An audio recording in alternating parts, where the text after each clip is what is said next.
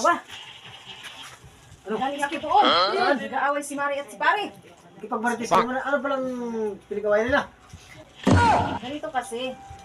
Si Mari at si Pare walang ginawa kundi na lang magsinilpon na maghapon. Wag. Oo ay.